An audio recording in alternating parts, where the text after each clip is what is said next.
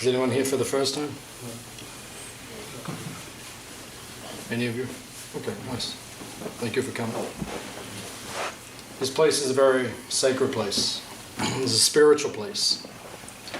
It's a place where people learn to raise their consciousness to a much higher frequency, to understand their eternal relationship with Krishna, with God, the universe, to understand your actual spiritual essence, to understand how to respect all life, all living entities. So actually today is Purnima. Does anyone know what Purnima means? Full moon day. Yeah, tonight the moon will be full. Actually the moon is full for 2 nights. It's a double Purnima.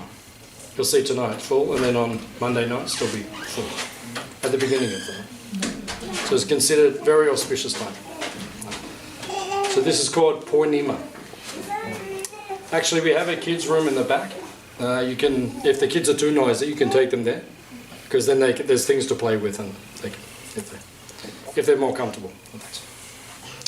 So Purnima, this particular day, it's the beginning of Kartik Mas. So in India, this is the most holy month of the year. It is the most sacred month. So it begins today. So you're very fortunate that you came here today, because it's an extra auspicious day. It means today you'll get special blessings for you and your family. Many generations back and forward you will get. So it is considered to be a very powerful day, Purnima. And it is the beginning of the Kartik Mas, which means for 1 month until the next Purnima, which is in a month from now, then we will fully absorb ourselves in spiritual activities, sadhana. What does this word sadhana mean? Sadhana. Like fixed spiritual practice? Very good, yeah. It's like a spiritual practice, a sadhana. Sadhana means a daily practice.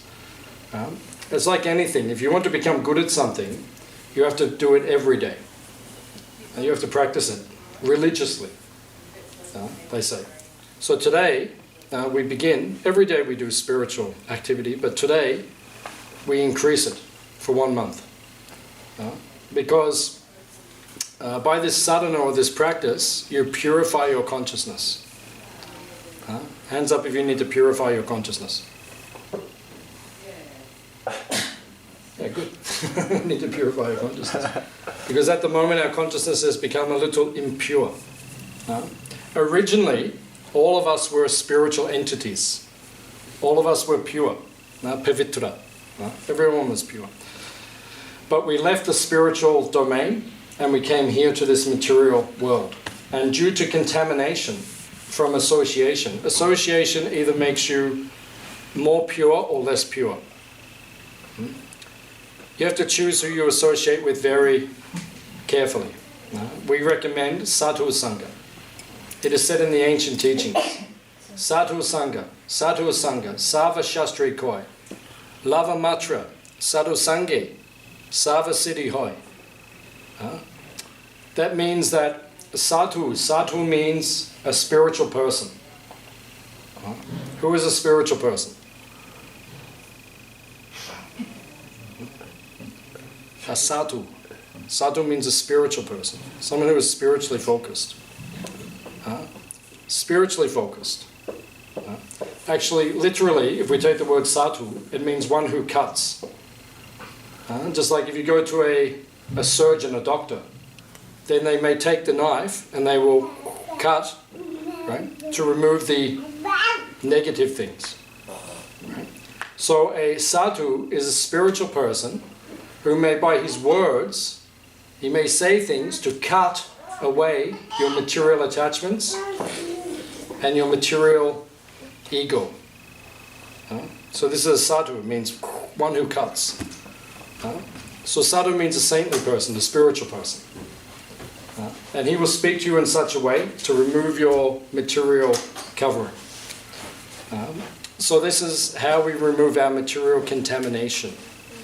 Because all of us are contaminated. We came here, and if you associate with materialistic people, you will become materialistic. And if you associate with spiritual people, you will also become spiritually enlightened. So you have to make your choice. Who do you want to associate with? Who is your guru? Who will give you the instruction? Who do you listen to?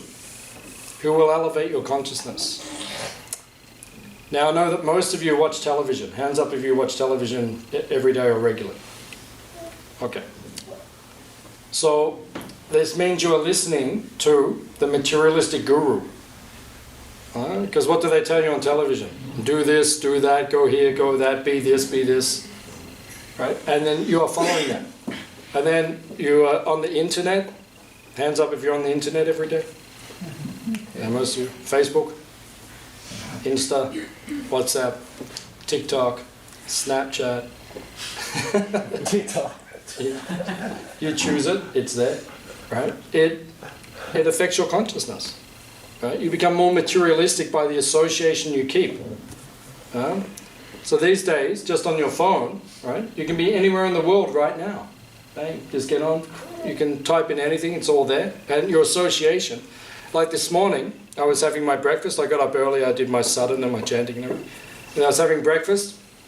I typed in a lecture by a friend of mine. He's on the other side of the world right now. I think he's in India now. Amarendra Prabhu. And then I listened, and he was giving a lecture. So I was listening to him speak about spiritual topics.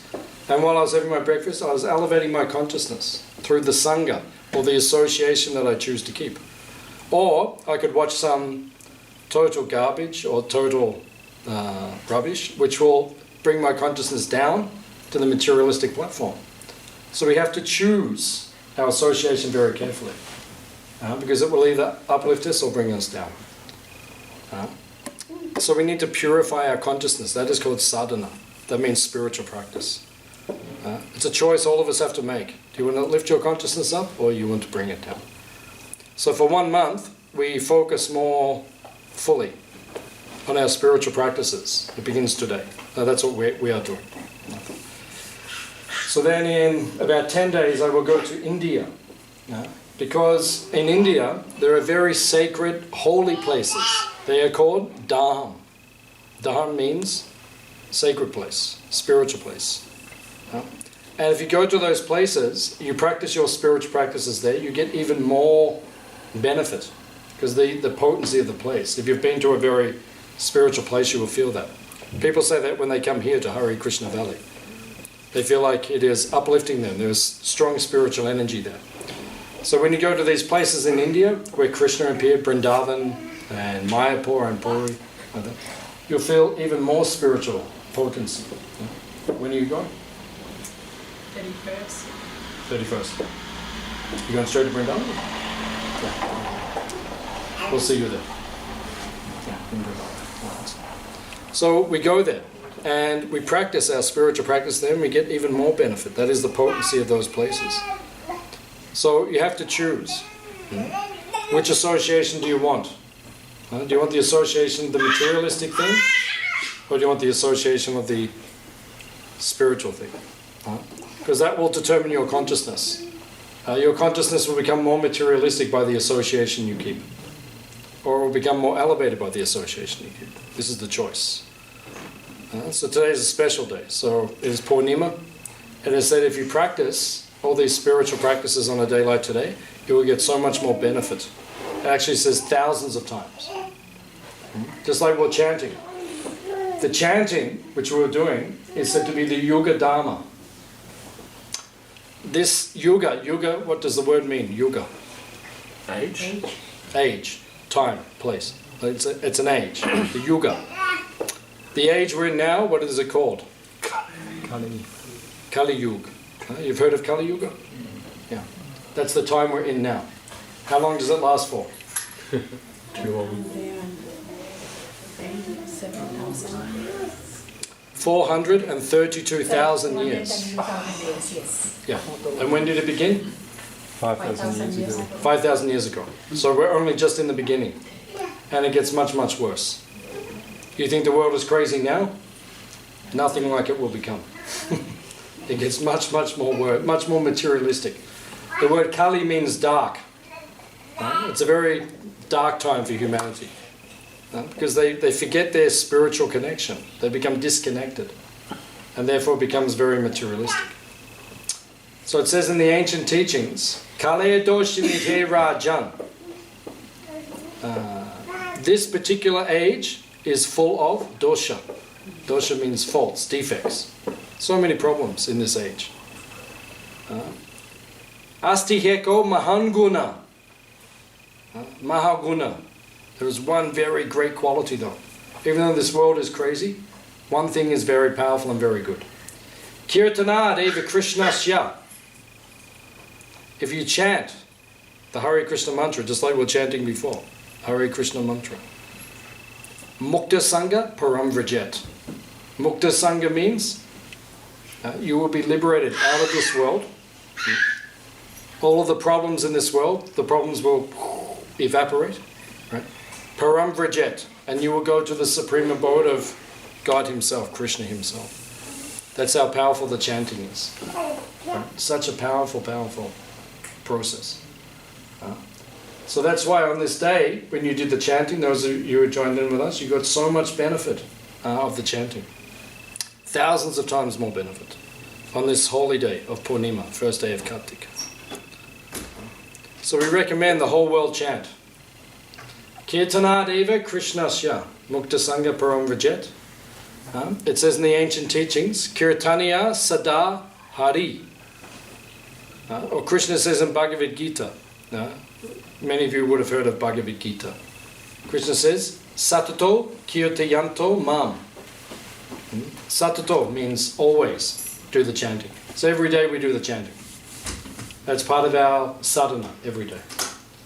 This morning I got up early, about 5 o'clock, and then we chanted for about an hour and a half on the beads, Hare Krishna mantra, meditating. Every day we do this. And this month we will do it more. And then I will go on a retreat in 1 month from now when I go to India, and we will get together and we will chant for 8 hours non-stop to purify our consciousness. It's a great, great jagya, purification. Does anyone have any questions or comments about anything related to a spiritual life? Or even material life, we can give some. So Yes, sir. Is it possible for a person who wants to do some living purpose, life service or something, is that part of materiality, or like you have to work, like you can't? Yeah, you have to work. Yeah. So what is the question? So is that? Should you leave your job? Is that the question? Is that? What is your question, or what's the actual? So actually, is that part of spirituality or materiality? Is your job part of spirituality? Hmm? Is your job part of spirituality? It's a good question. If you connect it to Krishna, if you connect it to God, yeah, then it becomes part of spirituality. Okay. So my job is directly connected to Krishna. What is my job? It is to run this place. What is this place? It is Krishna's farm. Everyone who comes here learns about Krishna. They learn about God. They become spiritually realized. So my job is directly connected to Krishna. Not everyone can have a job like that. So if you have a job in the outside world, somehow you try to connect it to Krishna. You can open a Hare Krishna restaurant. It's a good idea. Or you can start some sort of Hare Krishna business. There's many business you do. Like in England, there's a group of Hare Krishnas. They run a cheesecake business. So they make cheesecakes, they offer it to Krishna, becomes prasad, and then they sell it. They have a warehouse and they make lots of cheesecake. They make good money. Employs a number of people. So many things we can do like that. But if you're in the secular world, if you're in the outside world and you're just working like what we call a normal job, then how do you make that spiritualize? Okay, then you have to become more creative. There's different ways of doing it. So many of my friends in Melbourne, they do this. They have jobs in the outside world. So I ask them, what do you do? So they do different things. One friend of mine, he's a jeweler in Brighton, in jewelry business. So then when people come in, he has spiritual books, or the Hare Krishna books on the counter. And if they buy some jewelry, he said, and if you'd like, you can also purchase one of these books. They're not so expensive. Many people, they say, yeah, okay, what is that one about? Reincarnation or something. They take that. So different ways you can do it, just by using your... And everyone who comes to look at his jewelry, he gives them a cookie, like some spiritual food which has been offered to Krishna. So there's different ways that we can do these things. You just have to use your... And in his jewelry shop, when you go in, on the speaker is chanting like Hare Krishna. It's like, you know. So in this way, he's purifying. Another friend of mine, he works in... he's an accountant in the office, and he works night shift. But I know some who work day shift to do a similar thing. And then what he does is he gets paid to work for 9 hours, like most people do, I know.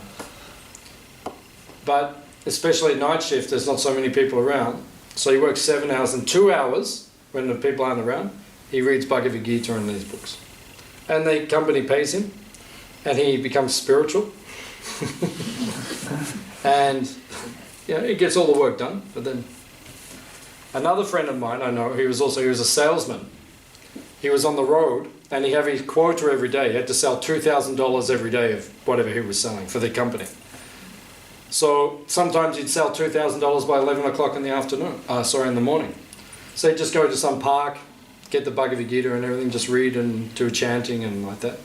And then come home at the end of the day to the office and say, yeah, I did 2,000 like that. And so you have to become creative like that. Different ways. Or if you can't do all these things, then Krishna says in Bhagavad Gita, you give some phal. Phal means fruit. At the end of the week, when you finish work, your boss gives you fruit. These days they give you money. These days you just get numbers in your bank account. It just appears. That's what happens every Friday. I get paid. Just numbers appear. Right? So that's my fruit. So then, if you're in the outside world, if you can't dedicate, your time and energy and so forth in your bhakti, then you give some of the fruit to Krishna. You give some of, like the money you earn, you give it to Krishna. Like that. So there's different ways that you can do. You can make it connected to Krishna. You just have to understand. The most important thing is that you have a guru. Because the guru will instruct you, or he will explain to you how you can connect what you're giving to Krishna. So under guidance, if you have someone who can guide you, they can tell you, okay, you can do like this, you can connect it to Krishna. So there are many ways. Many people, they work in the outside world, but they connect what they do to Krishna. Even I have one friend, he's actually a lawyer. He actually works in the city. And because he runs his own law practice, when he has sometime at lunchtime, or even early in the day, sometimes he goes to our restaurant, Gopal's in the city, and sometimes he does some work there, he helps out there. Like that. So there's different ways. People are asking how you can connect your work to Krishna. So there's different ways you can do it. So whatever you can do, there's different ways you can do it. Is that okay? Yeah. Do you like to add anything? No, thanks very much. Yeah. That's okay. Also, like if you don't have time, even any time, you can just chant. Like if you are so busy, and when inside, chanting is also connecting. Do some chanting inside, yeah. If you're at work, you may have to be a little bit careful. Because you're at work, you're on the reception, and you're doing that, and you say, Hare Krishna, Hare Krishna. Then I don't know what they will say at your work. So just be a little bit sensitive to your colleagues, that's all. I had another friend, and he worked in, what was he? He was IT. So he worked in the company. There's about 40 people on his floor. So during the day, everyone's walking around the different offices and everything. And then he would, at work, whenever someone sees him, like whenever someone sees someone, they say, hello, or like that. Just go, those people are just around, just outside. then when he was walking around the office, then everyone says, oh, hello, or hi, or good morning, like that. So in his work, whenever someone saw him, they would have to say Hare Krishna. Otherwise he would not respond. It's like he trained the office. So the whole office was chanting Hare Krishna. Whenever they saw, they said, oh, Hare Krishna, they'd say Hare Krishna. So the whole office, like, so different ways you can do it. You just have to find different ways. Good question. Any other questions, if anyone has?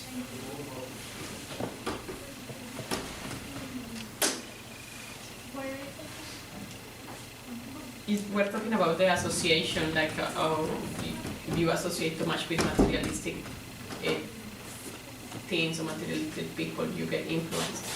But anyway, like we are exposed all the time to many things, like because of work or because of other things, and like how to deal with that. Like what's the best way? Just try to. You can. And you wanted to ask that, okay? So what's the question? Like how to deal in a healthy way, like not trying to be also like discriminating and isolating yourself too much from, because you are involved in society in different groups and different things, like not all the people that you associate with is spiritual, so just make sure you keep it healthy. And Yeah, it's a good question, because according to the association that we receive, then that's what we become. So sometimes you're in a situation where you have to work in a workplace where many of the people may be materialistic in their consciousness. And you yourself, you're not a materialist, you're a spiritualist, but still you have to work in that place with them. So there has to be like a balance which is kept, because you cannot be antisocial, you can't just not speak to anyone or like that. But at the same time, just like some of my friends, they're in their office. After office, they like to have everyone goes out and has a drink. So they always invite, come and have a drink after work party, and we'll have a drink like that. But some of my friends, because they're spiritual by now, they don't feel comfortable with that. So at one point, you don't compromise your principles. It's alright to say, I'm sorry, I don't feel. I want to be, in a bar or that kind of place. I don't feel comfortable there. But at the same time, when you're at work, you have to be social, make everything comfortable for everyone. Like that. We can't isolate ourselves too much. So yeah, it's a difficult thing, because it's like in this world, you don't want to go too far. And people don't understand. So we have to be respectful, and we just have to explain to people this is the way that we see things, this is the way we do things. And a lot more people are becoming open-minded now, so it is becoming easier in a lot of places. Because people understand that people have different ways they look at the world and things like that. We don't all have to just follow the mainstream. We work hard and then we just go to the bar, and we don't all have to do the same thing. So, you want to add something? no, I mean it's good to know that, because in some point someone also gave us association, so it's the way to see like how much can we also try to give, just to the point that people are willing to accept it and listen something different. And then, there's people I meet every day who are not, I wouldn't say they're spiritual practitioners, but, they've got so many things that you can learn from them. We can share different things. So it's just you have to find the balance, the fine line. So you don't get absorbed in materialistic consciousness, but at the same time we can share so many things on a daily basis. It's like walking on a tightrope. It's a fine line. It takes practice. Any other questions?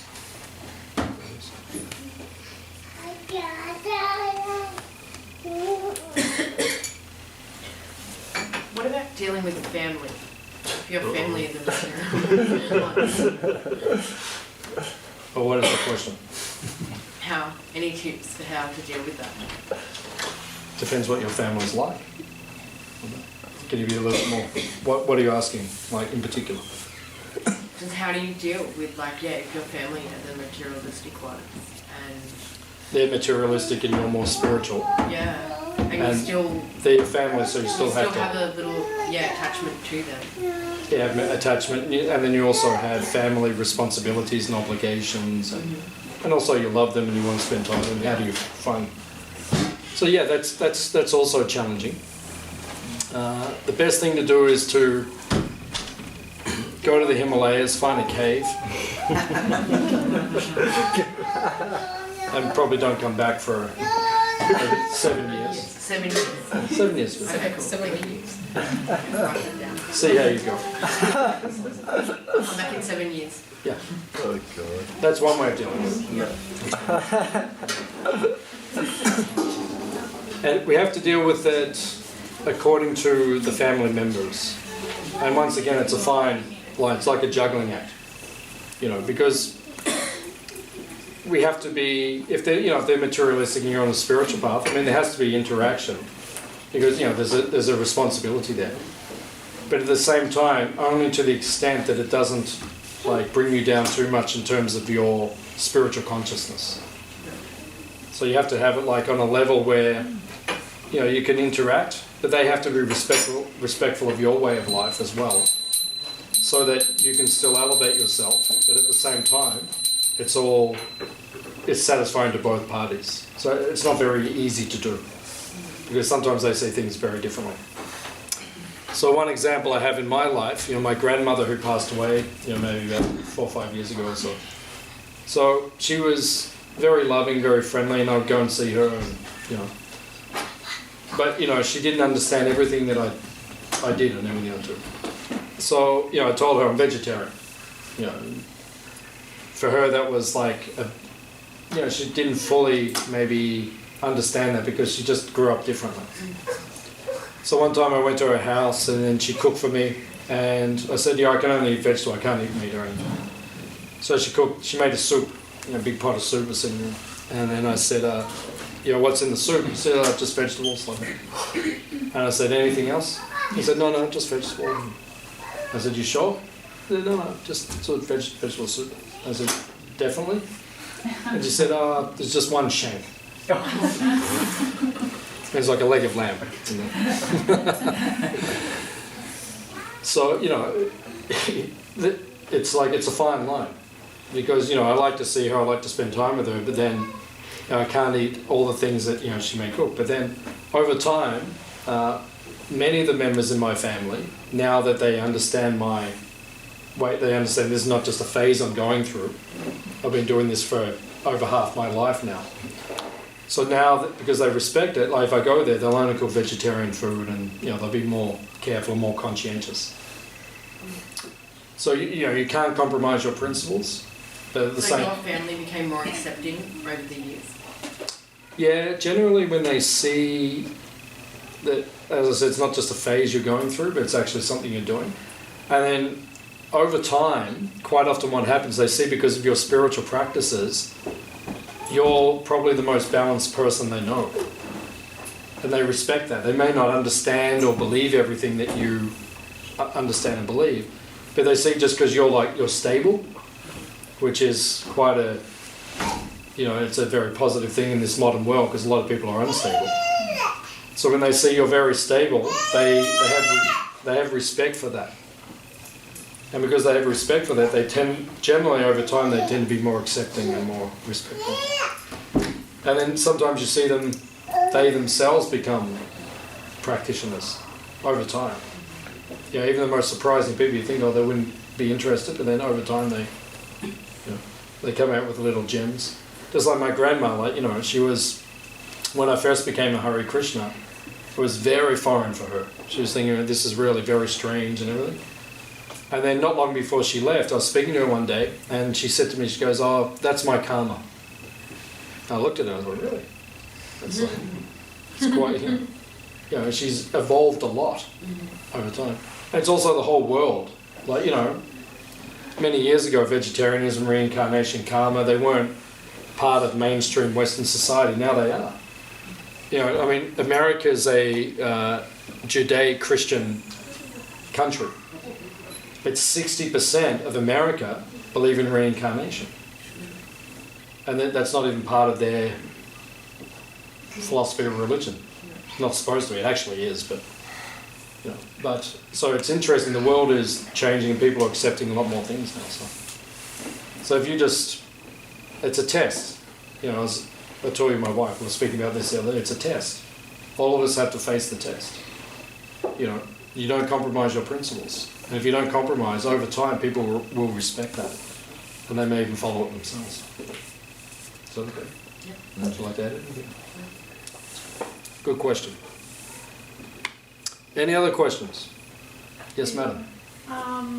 What's your vision on mental health illness, like from the spiritual point of view? How would you explain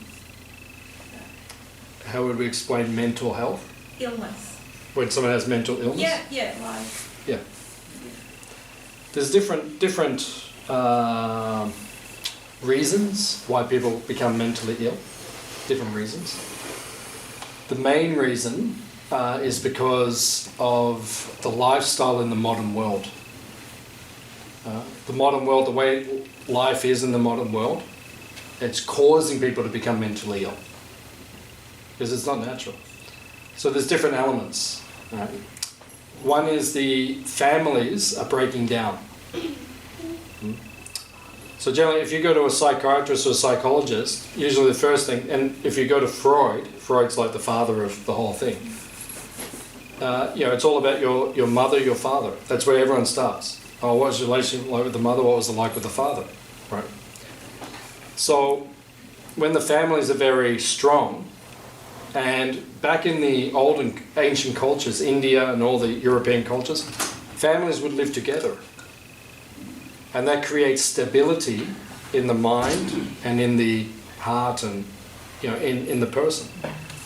So because that is being taken out of society now, and that's why a lot of people are not very stable, because just by the time you grow up, you've gone through so many things, even just in your family unit, it causes problems in the mind. Another factor is the food. Because people are not eating, they're eating these processed foods and things like that. Now they're beginning to research it, and scientists are telling us these foods are actually causing depression and so many problems, because they destroy the gut health. If the gut health is not well, they can affect the moods a lot. So sometimes it's the food is a big factor. So you get families are breaking down, everyone's eating the wrong food, and then there's too much stress in society, like too much pressure. If you go back thousands of years, even America, when America was founded 250 years ago, 97% of the population were farmers. So they're just working outdoors on the land, everyone works together, it's very healthy. These days, less than 1% of the American population are farmers. And people have all these lifestyle and jobs and pressure, right? And then that's also affecting people's mental health. So it's many reasons why people are going through that. I was thinking also like from that concept of karma and reincarnation, is it That a part of it? sort of relation? Yeah, it is. Because some people are born in this life, and because when you're born, you take your mind and your intelligence from your previous life and your ego. So when you're born, whoever you were previously, that all goes into this life. So you're the same person, your body changes, but you're the same person. So your psychology is the same. So if you're already very stressed and anxious in the previous life, you see some people, even when they're young, there's disturbance there. And as they get older, you see it coming out in so many different ways. So it is being caused, sometimes by the previous life. Sometimes people have already arrived and there's problems there. So the real question is, how do we solve the problems? Yeah. So we recommend chanting Hare Krishna as the main methodology. That's what we use. And it's very powerful to destroy problems in the mind, because it's full of bliss. The Hare Krishna lifestyle is very blissful. So when you live this lifestyle, you become very happy. And when you're happy, that counteracts the mental problems. It's not like we don't have problems in our life, but we can detach ourselves from it by focusing on something more powerful. And if you have mental problems, then just have kids. Because then What?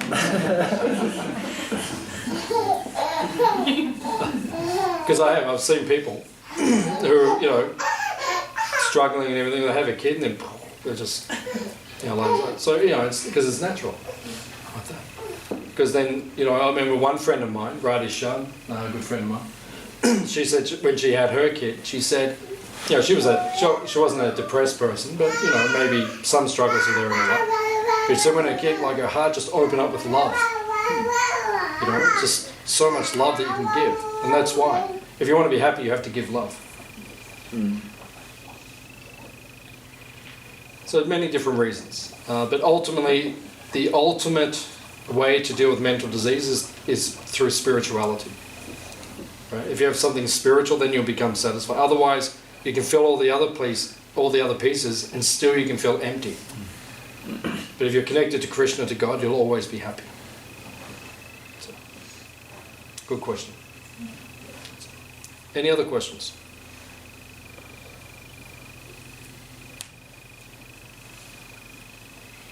There's a comment in that regards, like as you said before, that we had heard about the age that we are in the moment, and it's part of the description, like the population is always going to be disturbed and unlucky or that. And we just think that we've seen it all now, you know, because so many people are presenting some problems there. But as you said, it's just going to progress and things are probably going to get a little bit worse, but at least as you said as well, that we have this at the same time, the holy name and, you know, chanting and increasing some of those practices to help us. Yeah. Actually, it says this age, even though it's considered to be the dark age, it's actually said to be the best age, because it's so crazy that it really makes you go deep into spiritual life, because you really need relief. So it's actually a good place, good time and place at this point. Any other points?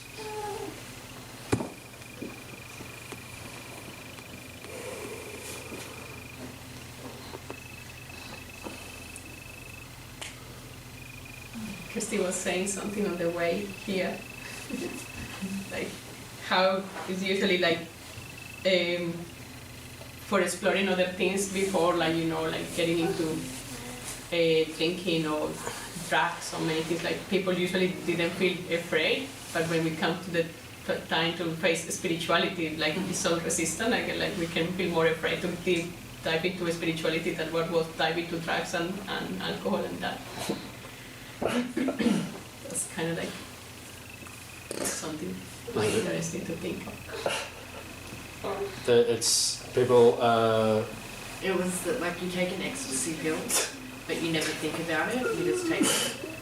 How you won't drop into spirituality. Like, it's like, oh, what about if I become spiritual? Or what could happen? But you never thought twice about having the pill that you would, go crazy on. Not everyone, but Not everyone. No.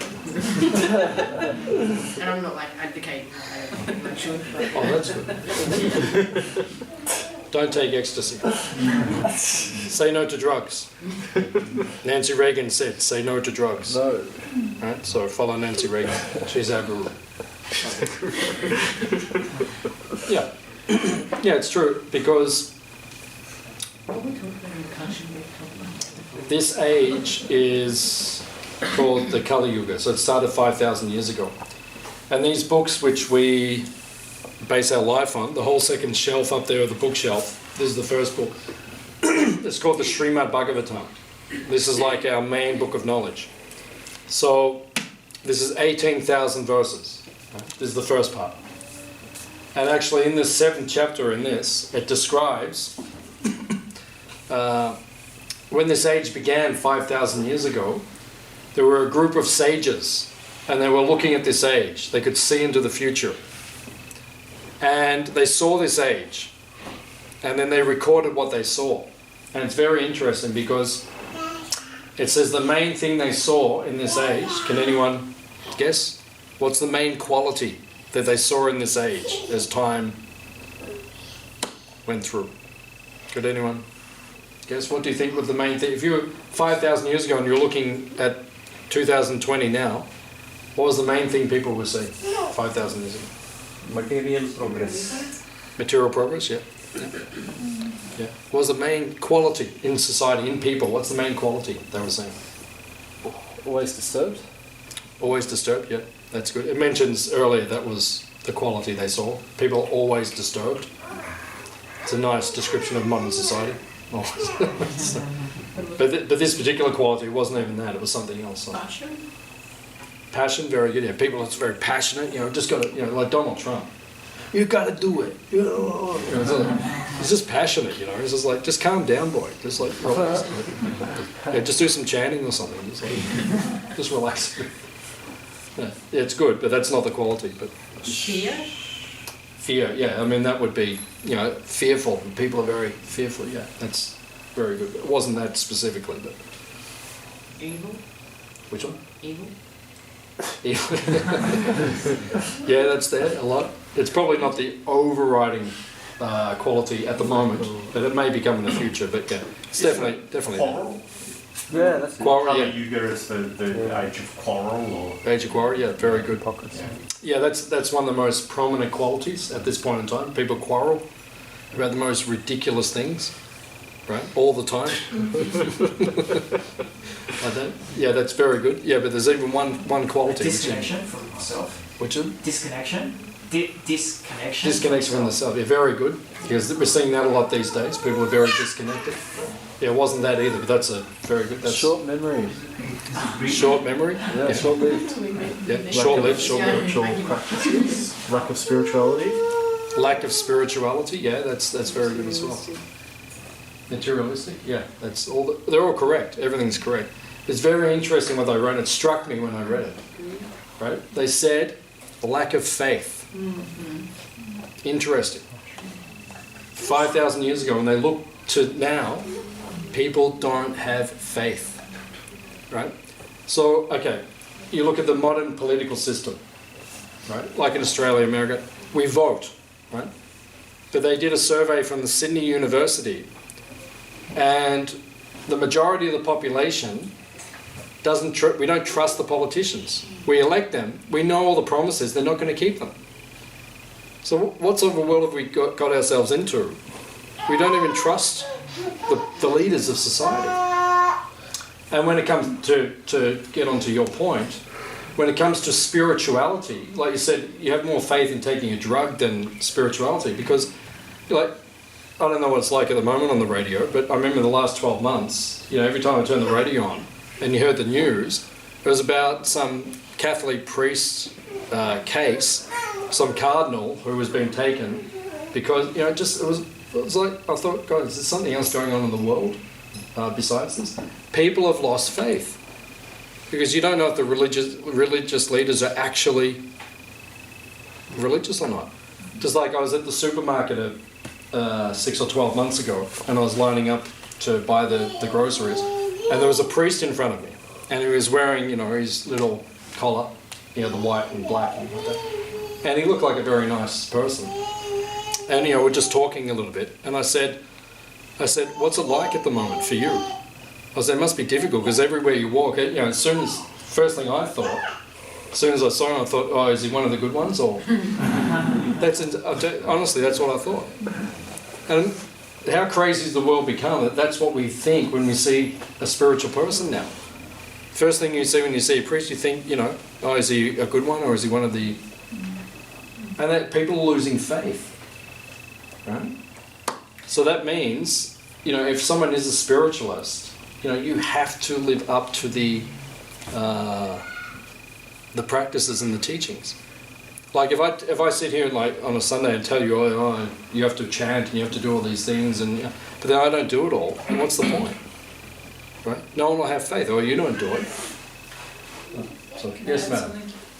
Also too with the rise, like after the period of enlightenment, and then the growth of science, they really pushed to separate the church from the state as well. So that was a whole big movement to remove spirituality and faith from.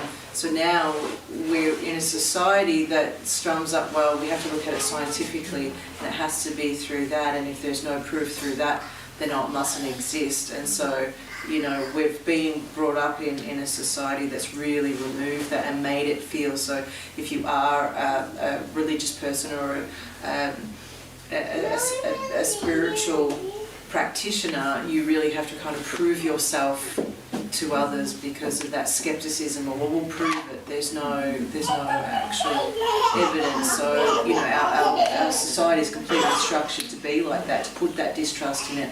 That's why they did that, to separate church from state, because they felt they didn't want, you know, big religious movements to have control over people, and they wanted science and other things to come through us, and politics. Yeah, very good point. You know, we can't help that we're conditioned that way as well. Yeah, very good point. Yeah, historically, things have happened like that. Previously, as Atoria was explaining, science and religion were one study. They weren't two different things, right? Scientifically, the whole point of science was to prove the existence of God. That was actually the point of science previously. If you go back 1,000 years, 2,000 years, that's the way it was studied. If you go to all the ancient Greek philosophers, that's how they, so, you know, their understanding of the world was always leading to the higher principle. You know, that is the purpose. These days now, everything's become disconnected. So yeah, it is difficult now. You know, people have lost faith. So what is the point of our movement? Our point of our movement is to rebuild the faith. Like that. And then even that's difficult because sometimes some of our members don't act properly. Everyone says, oh, just see. You know, so it's a challenge. Like that. So we just have to stay fixed. Like that. The one person I have implicit faith in, 100% faith in, was Prabhupada, who's the founder of our movement. Right? And he's left this world now. But I've studied his life, his teachings for 30 years, deeply. You know, he's probably the most videoed, documented person in history. Like there's hours of footage of him. And I've studied his teaching, and I'm convinced that he was an enlightened soul, a pure soul. So, you know, my faith at the end of the day, if everything else gets crazy, you know, is my stability. Very good point. Any other questions? Can I ask one question? Yes, sir. What do you make of, because Scott Morrison, for example, would say he's a person of faith. Who is that? Our Prime Minister. Oh, he's the Prime Minister. Yeah. And he is a Pentecostal Christian. Is he? It's a so-called prosperity theology. So they hold that if you're wealthy, it's because God has rewarded you, and if you're poor, it's because God is in some way punishing you. What do you say about that? Do they actually say that? Yes. Does he actually say that? I don't think he's come out and publicly said it, but the church he belongs to, that is a core. That's a tenet philosophy? of- Yeah. Spiritually, according to the Vedas or the ancient teachings of India, there's no statement which says that it's just not true. Yeah, that's the answer is it's just not true.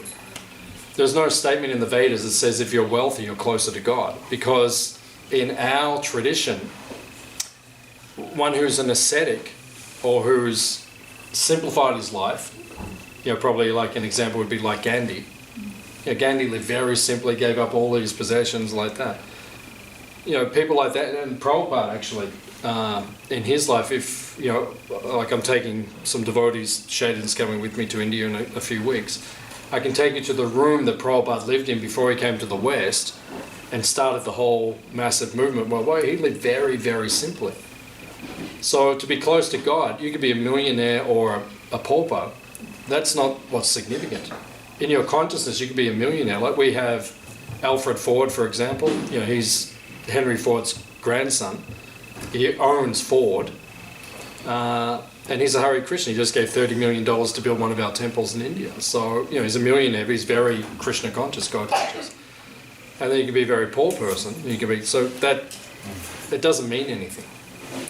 So if they're actually saying that in their church, I mean, if they actually do say that, then they're quite bewildered.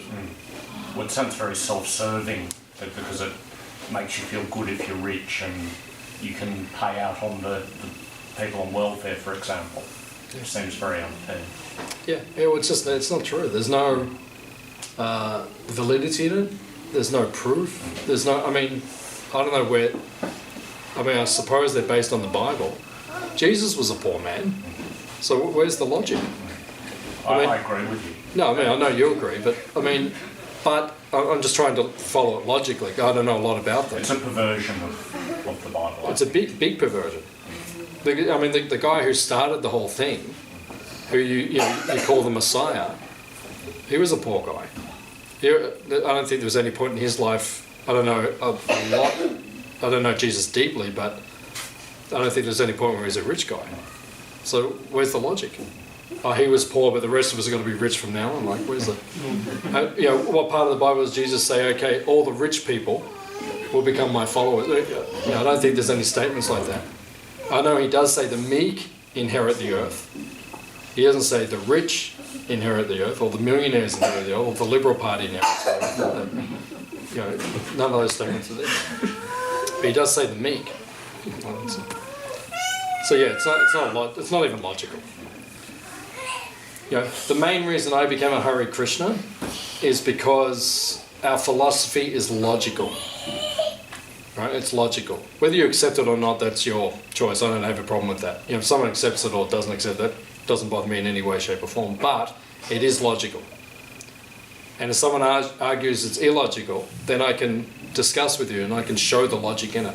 Whether you accept the logic, but it's a logical philosophy. That's why I follow it. Because if it was illogical, I wouldn't follow it. How am I going to dedicate my life to something which is illogical? So how could you even dedicate your life to being this, form of churchianity? It's not even a logical thing. So it's like, but that's what people are like these days. Like you said, it's very self-serving. I want to be rich, so I'll find a religion that speaks all about that, and then it doesn't make any sense. There's something in the Bible that says it's harder for a rich man to get into the kingdom of God than to get the camel through the eye of the needle. So, So next time you meet him, just say, Scott. Well, he doesn't conduct talks like this where you can interrogate him one-on-one, unfortunately. So. Yeah, I wouldn't even go there even if he was. If it was on Facebook tomorrow, come and meet Scott Morrison. For a start, I wasn't even really aware that he was the Prime Minister. Who was the one before him? Turnbull. Turnbull. In my mind, I'm still probably thinking that it was him. I knew it was Scott, but I wasn't. Not overly concerned. That's why I don't follow politics carefully, because it doesn't really matter who you vote for. As far as I can see, it doesn't make a big difference. Unless you get the Greens, they'll probably make somewhat of a difference. And even they're not perfect. Richard lives just down the road here. He comes to the Sunday feast sometimes. He's a nice guy. But I don't agree with everything he says. If I had to have a choice, I'd probably choose him or the Animal Liberation Party or something. But even they're not perfect. And then we'd probably say, oh, we're perfect. But then if we got in, everyone would say, oh, these guys aren't perfect. So it's very objective, subjective. So, nice point. Any other points? When Andrew was saying that, it's Andrew, yeah? Yes. Yeah. Good to see you. I was thinking about in the Vedic thought, karma, and that actually that idea isn't that different to something in some ways. Like there's a misconstruction of the Vedas. I'm just thinking of the, and correct me if I'm misinterpreting, but that not in terms of being closer to God, but that because when we try to understand why some people are wealthy or seem to have all the breaks and it doesn't seem fair, and then other people are really struggling and seem to be good people, good in every sense of the word, the concept of that karma has actually brought them, like as in wealth, that is due to perhaps past karma, not necessarily how they're behaving in this life. But that doesn't mean they're closer to God necessarily, like you said. So actually, that church actually seems to have taken part of the theory of karma. But they don't have a full understanding. Yep. Yeah, it's a very strange way to. Nothing really surprises me that much anymore. In America, there's 5 new religions registered every week. Yeah, people just come up with Scientology. Then next week it'll be another one, and it's 5 every week coming. And then in America, they do a census. You have to say which religion you are. So now on the American census, one of the choices when you write down which religion you are, one of them is Jedi. Because so many people were writing their Jedis that they had to actually make it part of the census. So people are saying, Jedi is just a film. It's not, there aren't Jedis. That's how big the movement is. But George, if you look at a lot of what the Jedi think, it's actually makes a lot of sense. If there were more Jedis, it would be better. The world would be a better place. But the world's become very, very strange. Any other points? What about the 10,000-year golden age? Which is on that? Yeah. How does that? Is that conditional, or is that definitely going to happen? No, it's happening. I mean, we're living in it, but we can see it's definitely not perfect. No. But I mean, if it wasn't for this spirituality and the Krishna consciousness on the planet, the world would be a lot worse than what it is right now. So it's only because that's putting a brake on it for the next 9,500 years, and then it will roll at full speed. If it was going at full speed now, it'd be a lot worse. So it's like a bit of a brake being put on. Any other questions? Is anyone hungry? No one? Okay. See you next time. Thank you. Thank you all for coming. Okay. We'll just go and eat now. No, thank you for coming. Next Sunday we have our cow festival. Festival of the Cows. So you're welcome to come next Sunday. Next Sunday. Next Sunday. What holiday is today? Okay. Yeah, Go Puja. Go Puja. Next Sunday. Yeah, last year we had about 500 people came. So if you want to come back next week, there'll be a lot of people here. I don't know how many. We'll see, but definitely be at least 200, maybe 3, 4, 5. I'm not sure, maybe 600. But it'll be a nice festival where we go and visit our cows. After lunch today, we'll go and visit the cows. They're in the Goshala. Not sure today. They're on the left They were on side. this left side when we came. On the left. Photos, yeah. Okay. Maybe after lunch, can you move them up to the? Yep. Is that okay? Yep. Yeah. So we'll go after lunch. We can go and see the cows if you'd like to go and see them today. If you'd like to give a donation today, then just leave it in the donation box. Help us pay for the feeding everyone. And we have a free magazine. Anyone who wants to read more about the Hare Krishna movement, there's a good magazine there which is free. That's here. You can just go and get it. So thank you all for coming. Please come again.